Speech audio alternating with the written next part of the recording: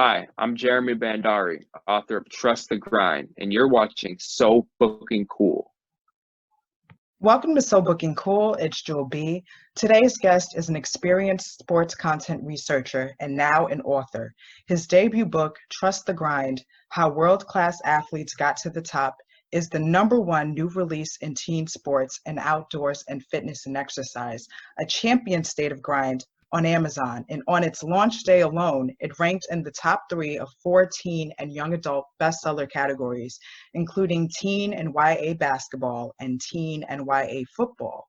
NBA legend Jason Kidd said of the book, "To all the young athletes out there looking for motivation and a first-hand look at how myself and 15 other well-known competitors reached the top, check out Trust the Grind." Here with us today, he is Jeremy Bhandari. So, Jeremy, how would you say that you're holding up and managing during the COVID-19? I think I'm keeping a positive outlook on it as best as I can. Lucky for me, I was very fortunate to have this project drop when it did, because I think maybe more people were prone to buying books and being on the internet. So I think it helped with sales. And as far as my social network went, a lot of my friends and coworkers, family, people in my past, everyone really reached out. And maybe if things were how they were before, everyone would have been caught up in their own lives, and maybe they wouldn't have taken the time to reach out to me and thank me and congratulate me. So I try to look at everything glass half full. So but yeah, I'm just hoping we can move forward and get back to how things were, so we can just go back out there and hug people and connect with others and create more memories. Mm-hmm. Yeah.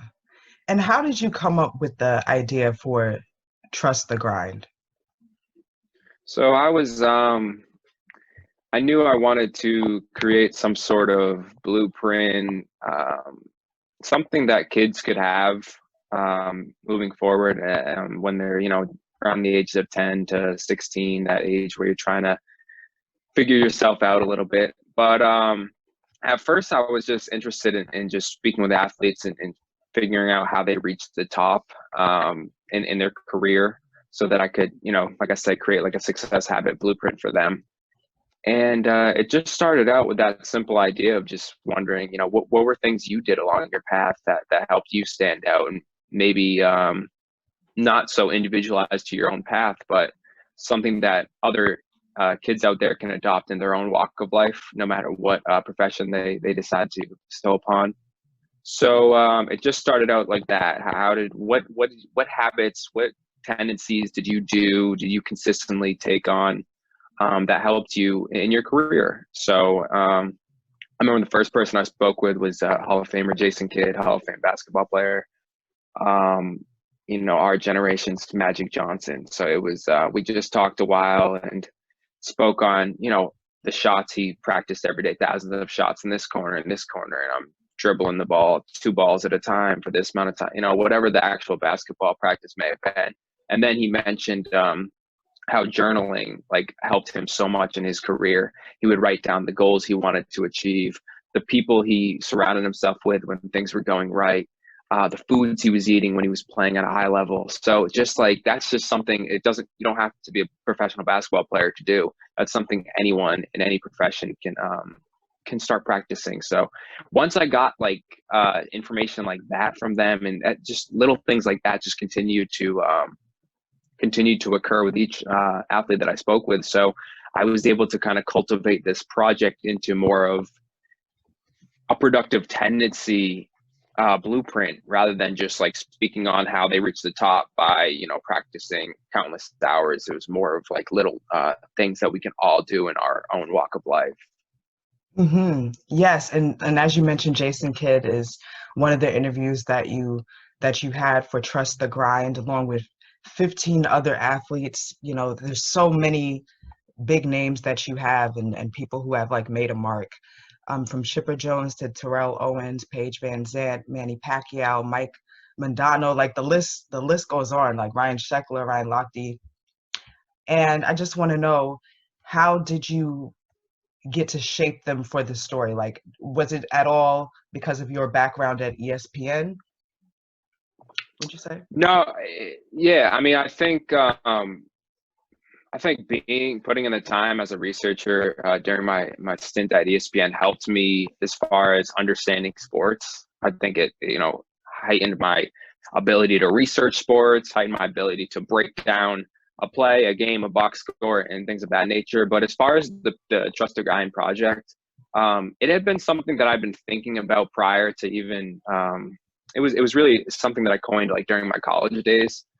So it was an idea. I knew I wanted to use athletes in a different light rather than like stats and accolades, because there's a place for that and it's beautiful. And that's why we are mesmerized by what these men and women were able to accomplish. But as far as like, to me, I just thought about, well, there's got to be a kid out there who just, maybe he's not surrounded with the best individuals, or he doesn't have the best coaches around him. So what if I just, we give him a product like this and just show him, hey, this is what they did to help them get to the top. And these are activities and tendencies and habits that you can immediately instill into your own life to better yourself, and not just your sport, but life in general. So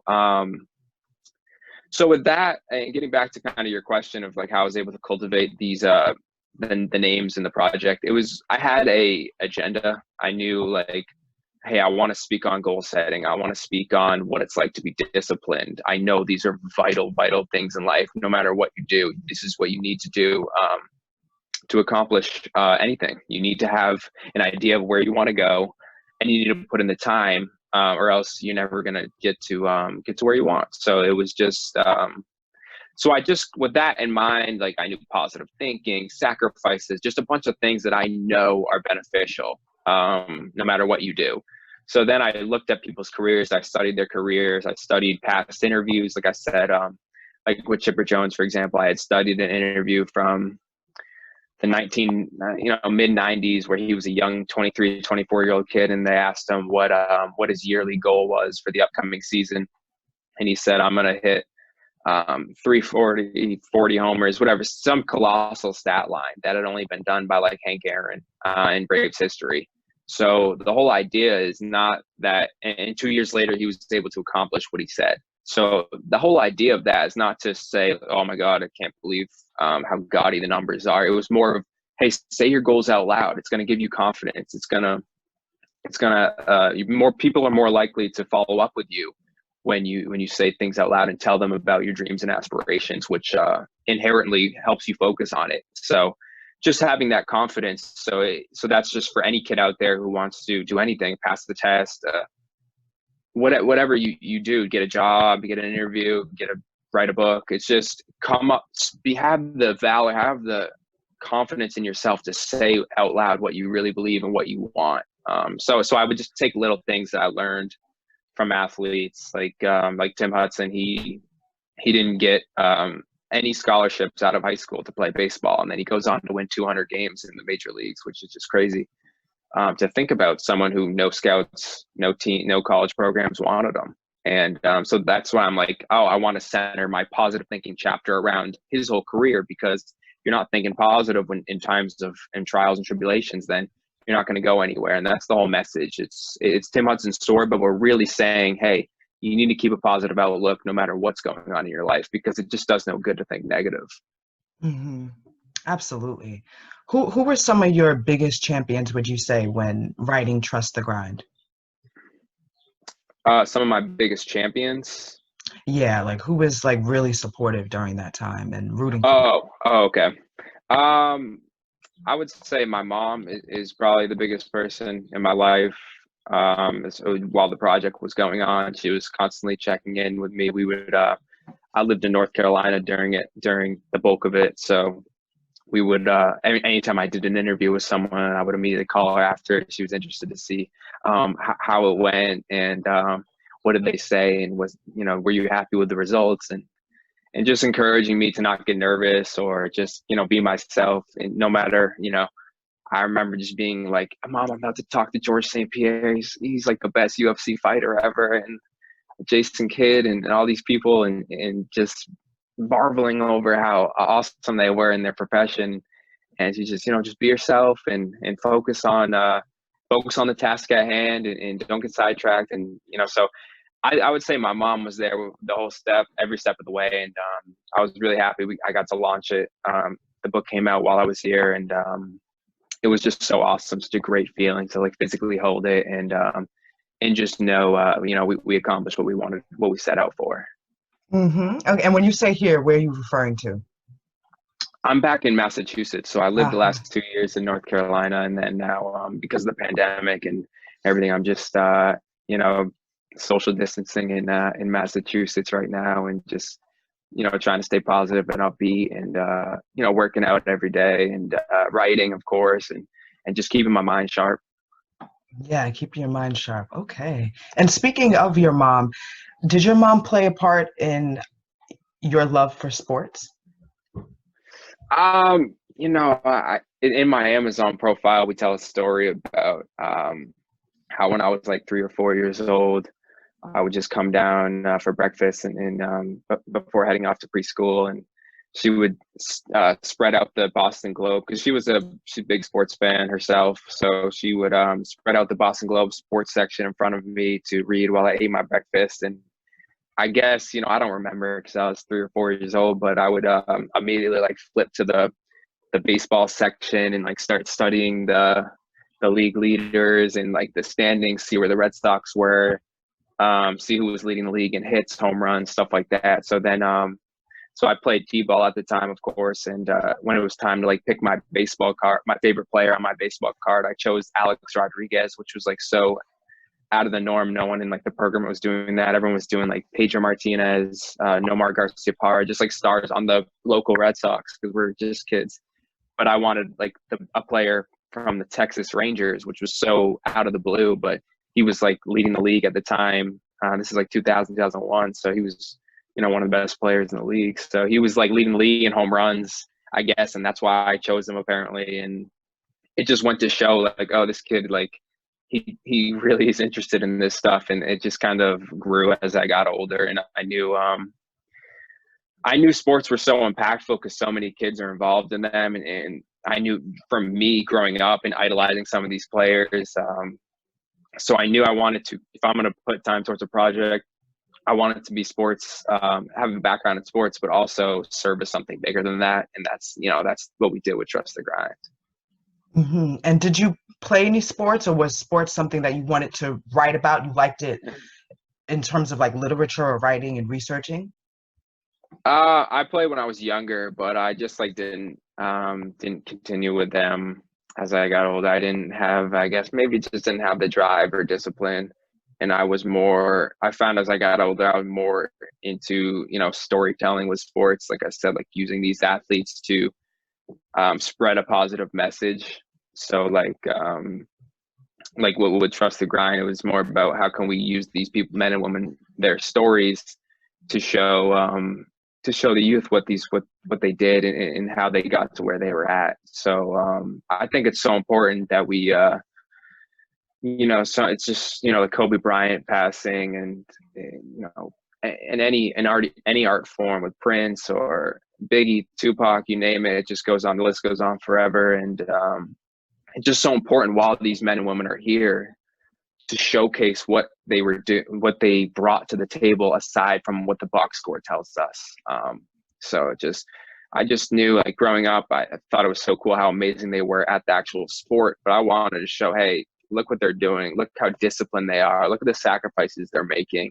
Look at the foods they're eating and their willingness to work out every single day. And just that's why we should marvel at them. What they do in the field and their profession is beautiful, but let's really give them props for how they, carry themselves on a day-to-day basis.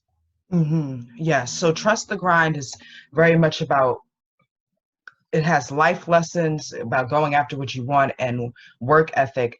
I want to know, Jeremy, if you're somebody who believes that people should try to make a career out of their passion or their interest, or sometimes is it enough for, like if somebody loves sports, is it enough to enjoy it as a hobby or any other art field? Yeah, I think before you decide to put time towards something, you got to know what you are really interested in. So to find your passions, I know it's a lot of people have trouble identifying what their passions are. But I think if you know what you're passionate about and it feels natural to you, like if you're like 5'6" and you want to be in the NBA, you can make it. I'm not saying you can't. You know, it's been done before. But does that really feel natural for you to be an NBA player? To me, it's look yourself in the mirror and what feels natural to you. Like me personally, I feel most at peace, alive when I'm writing and I'm creating a story. And that's something that I didn't really know until I got older, until I started writing, until I started doing stories, you know, just writing little short stories at home by myself, just figuring out, you know, what am I interested in? And so just find what feels natural to you. And once you do identify that, I would say to go after it. I mean, there's no reason not to go after your dreams. And it just doesn't make sense with how fragile life is to not just pursue your passions and just accomplish anything that you put your mind to. So I always recommend that if you do identify that passion, if you do see that route, if you have identified what that X at the end of the treasure map means to you, go after it until failure. Go after it. Don't stop, and just don't be afraid to fail. You're gonna fail multiple times. It's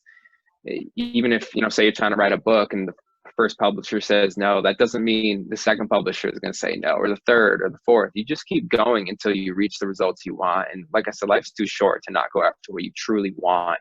So I don't think you should ever, you know, just stop and give in if you're really passionate about something. And that's what these men and women never did. And what if Tom Brady just gave up when he was, you know, he was picked in the 6th round? And well, what if Kanye just when he was just a producer and he wanted to be an artist? And what if at first they told him, you know, you just stick to producing, you're not an art. What if he just gave in? You know, then we don't get these great legendary humans if they gave up. So you just can't be one of them. You just can't quit, because the world's full of people who quit, and the bulk of society are quitters, and you can't be that. And there's no reason why you should be that if you just choose to keep going. Wow, well said. If I say so myself. What keeps you motivated?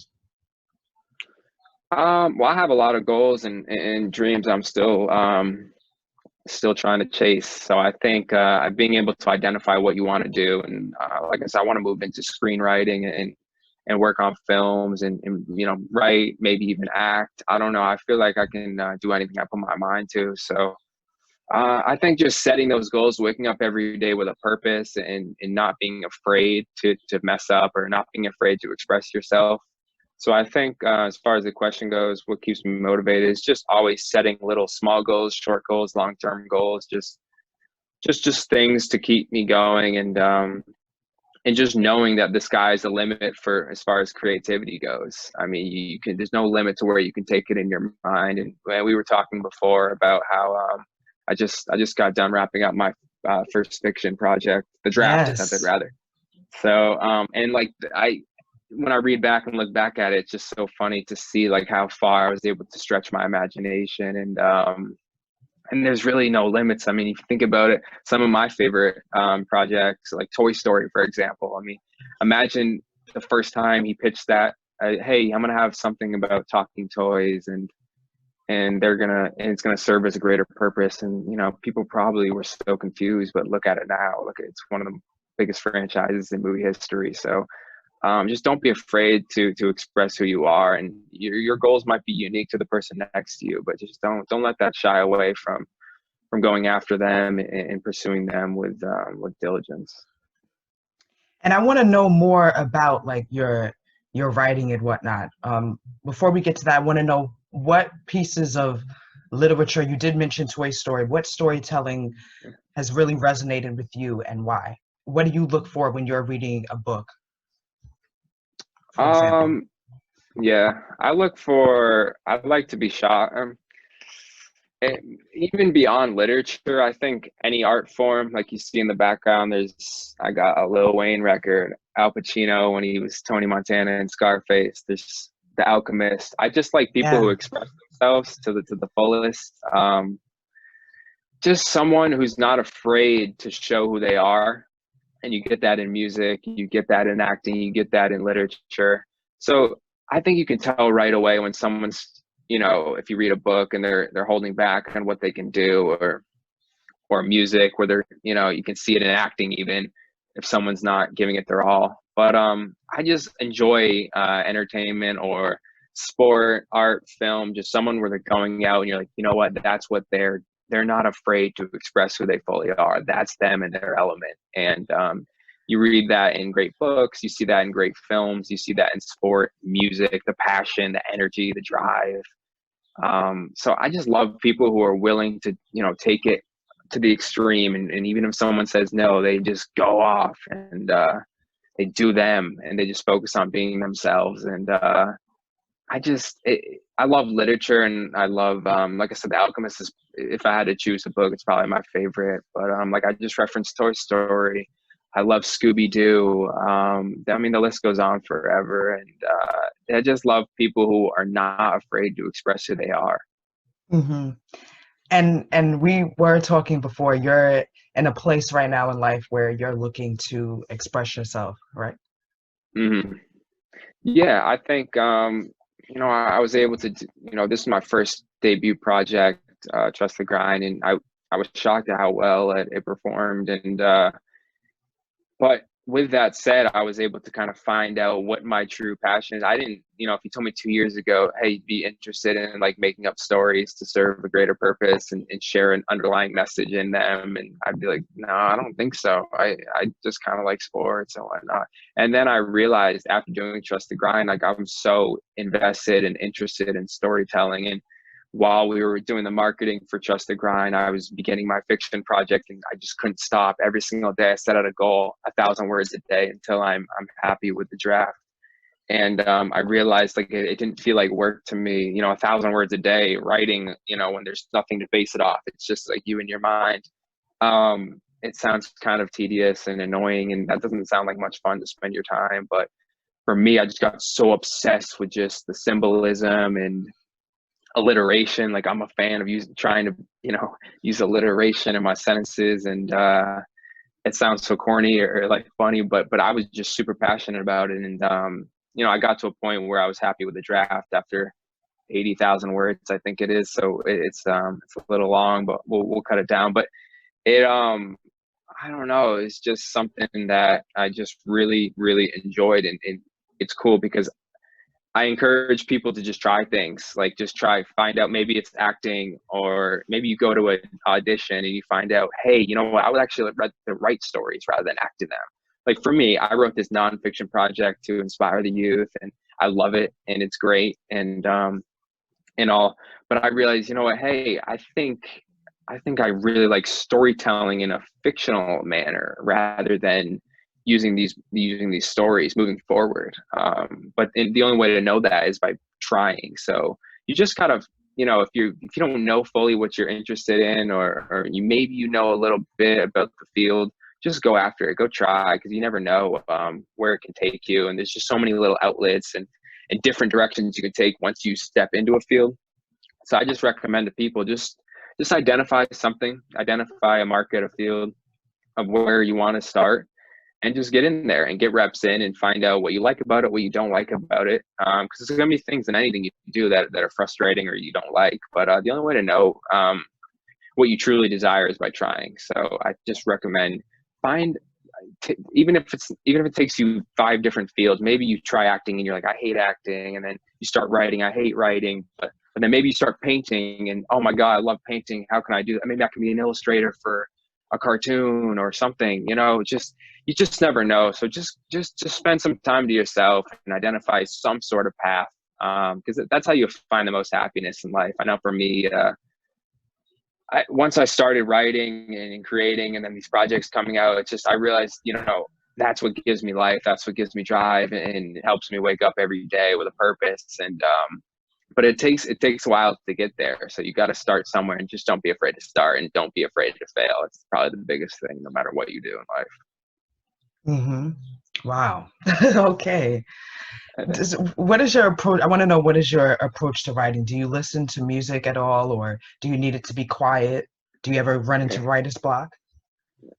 I got lucky with the fiction project because I knew I wanted to write a fiction book, And I feel like once you set the intention, and subconsciously it'll just kind of come to you. And so after I wrote Trust the Grind and we started marketing it and everything, I just woke up one day and had the whole plot in my head for the book that I wanted to write, which sounds a little fishy or crazy, but it's kind of what happened. So then I woke up one day, had the whole story in my head, and then I wrote down on a piece of paper what it was so I wouldn't forget.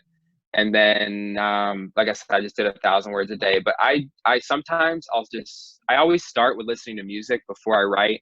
I'll open up like Microsoft Word or have my notebook or whatnot, and then I'll listen to music, whether that's like Drake, Kanye, Wayne, Nas, or just hip hop to get me going. To hey, these are the people that I really enjoy listening to, and they weren't afraid to take chances, and they were expressing themselves to the fullest in their art industry. So I get that vibe, just that creative vibe going.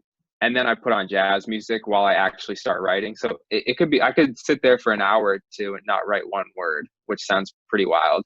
And then it'll just hit me. And then for 30 minutes straight, I'll just go off and be able to write. But sometimes it takes me an hour, 2 hours, and then I'll walk around, I'll go do something else, and then I'll just go back. But once I start typing, then I'm in there locked in for I can do 500 to 1,000 words just like that. So, but I don't try to force things. I think that's the biggest thing in life is don't overthink things. Don't force things. When it comes to you, it'll come to you. If that's what you really want. And, but I was lucky. Like I said, I had the whole plot in my head ahead of time, so I was able to avoid that writer's block. But, I'm already starting to, think about my next project in my head, just writing down random ideas and stuff. So I think if you want to be great at something, you got to practice every day. And for me, writing is something that I really want to excel in. So I'm just practicing every day, whether that's focusing on like the text you're typing to people, if you want to use, good, cool adjectives that people aren't used to, or just writing letters to friends or writing emails or whatever it may be. So I'm just always focused on the craft and just getting better.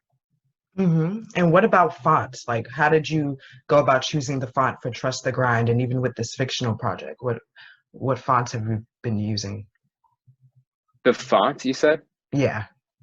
Like for the cover, you mean? Or well, the cover too, but inside the entire manuscript and stuff. Yeah, is it like do you remember like if it's Georgia or Times New Roman or? Yeah, I grew up on Times New Roman, so I just stick to my roots. But so I just did Times New Roman. I like that.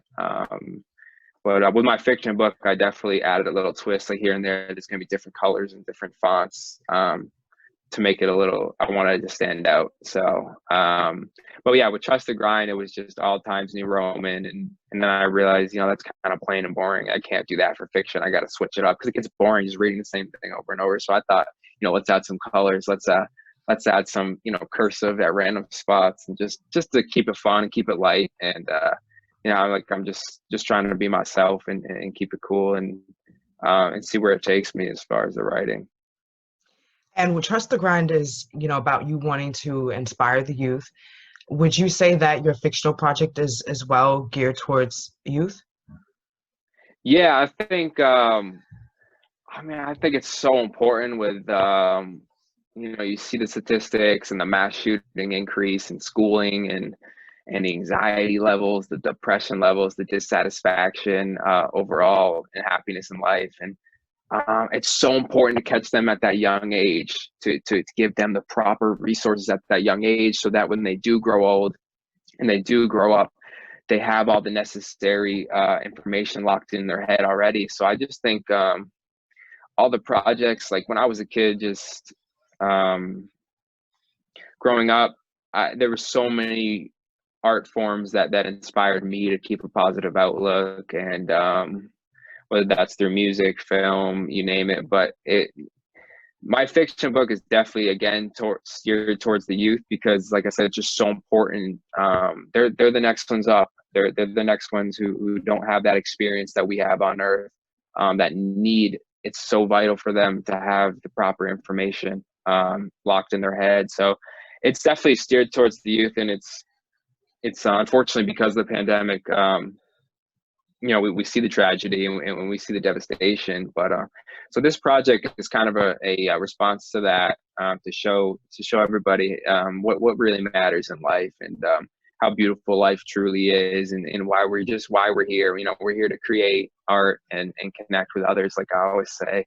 And I want people to really see that and understand how awesome life is, no matter the circumstances. It's all perception and how we look at it. And the only option is to keep moving forward no matter what you're thrown. So I just think it's so important, for the kids to understand the importance of using your mind. I feel like when I was coming up, I didn't really have a firm grasp on how important outlooks and mindsets were to your future. And just if I failed at a test, then I'm a failure, and that's just not true at all. And no matter what you do in life, it's just a little blip. It's just a small little crater in the road, but that doesn't mean that road can't take you to wherever you want, if it has craters in it. So just understanding that, everything happens for a reason, accepting the present moment for how it is. But yeah, my fiction project is definitely geared towards the youth, and it's I think it's going to surprise a lot of people. It's very different than Trust the Grind, and as far as diction and things of that nature. But I'm so excited for it. What do you want your readers, who you are already like gaining and building with Trust the Grind, what do you want them to know about you, and for new readers that you'll have with the fiction project? Yeah, I want them to know that I love them, and that the sky is the limit. I mean, I want them to understand that when you're reading something by Jeremy Bhandari, you're looking to better yourself, and but you're also joining my team of people who are looking to do great things and refuse to back down, no matter who tells them no, no matter how many times they fail. It's just, I want them to know that you got to keep moving forward, and you can do anything that you put your mind to. And for me, like if you want to get great at basketball, you got to practice, you got to get in the gym, you got to get shots up, you got to dribble, you got to watch film.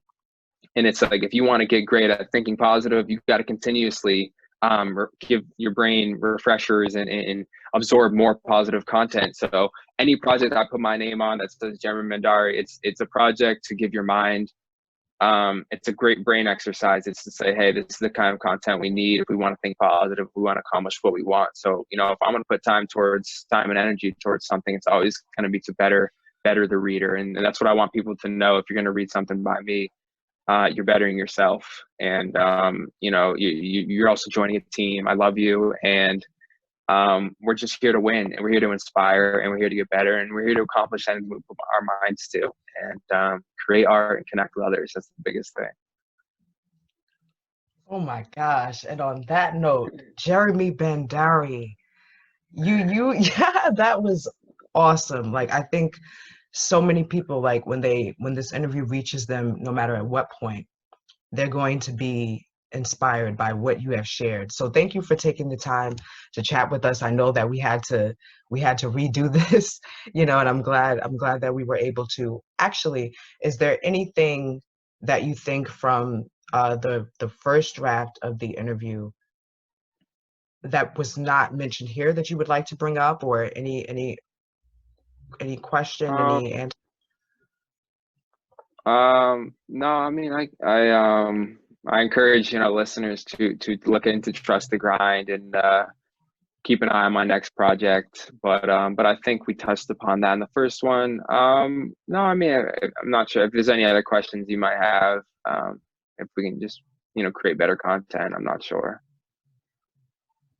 Oh, well, that was great what you said. I mean, I think people would also be curious to know, what is something that you would like to see, like, in publishing? Are there any more types of books or any more characters that you would like to, any type of stories that you would like to see more of? Well, I think if you want to see something, like if you want change, you got to aspire to be the change that you want to see. So, like I said, my fiction project is something that's completely out of the norm of what we've seen in storytelling. It's a little different, but I think that's what makes things great. Like you look at, you know, like I said, Scooby-Doo or Bugs Bunny, you know, talking animals and talking toys with Toy Story, and the list goes on forever. But so you gotta always look for ways to be different. I would like to see more young writers like myself. I think when you're young, you're kind of naive to a lot of things, and you're able to be as creative as possible, and you don't really think. I know for me, when I was really young, and I would, you know, elementary school, I would draw up crazy stories, and I've seen them, but they're so like authentic. They're so silly and whatnot, and about baseball games or animals and stuff like that. But it's really just goes to show like how beautiful like a young child's mind is, and how free we're all just free spirits, and you can't really ever lose that.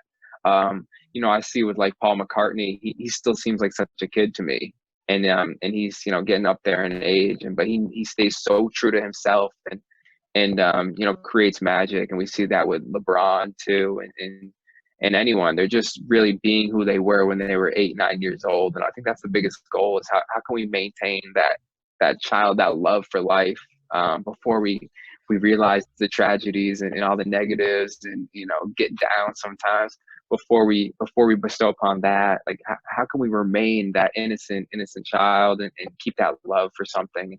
That's what I'm trying to do, is just keep that love for life, and show people how beautiful life is, and emphasize on what really matters, because we get so caught up in our 9-to-5 lives, and we get so caught up with what we're doing, and there's just someone cuts us off in the road, and we're freaking out, and, you know, we're flipping them off, and it's just like something like that can derail your whole day. And like there's always just little things. If someone cuts us in line at the grocery store, or maybe the grocery store doesn't have what we want, or the printer's out of ink, you know, whatever it is, it's just like, you can't let these little things, you know, stumble over into your future. You got to just stay focused on what really matters. Like I said, just create what's true to you, stay true to yourself, and connect with family and loved ones, and just love.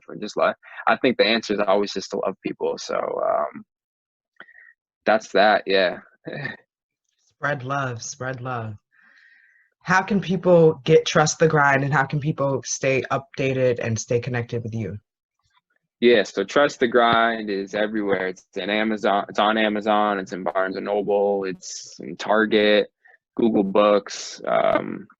All you got to do is type in Trust the Grind on the internet, and it'll pop up. And then as far as staying connected with me, I'm on social media. Everything is Jeremy the Grind, no spaces. So yeah, I mean, I usually just post about the projects and what's coming up next. But I have a couple ideas maybe as far as getting more involved in the social games. So still working on things. But like I said, yeah, if you read anything by Jeremy Bhandari, you're bettering yourself. Okay. Thank you so much again, Jeremy Bhandari, for taking the time to chat with us, and would love to talk with you again in the future, of course. And to all the listeners, until next time, so booking cool.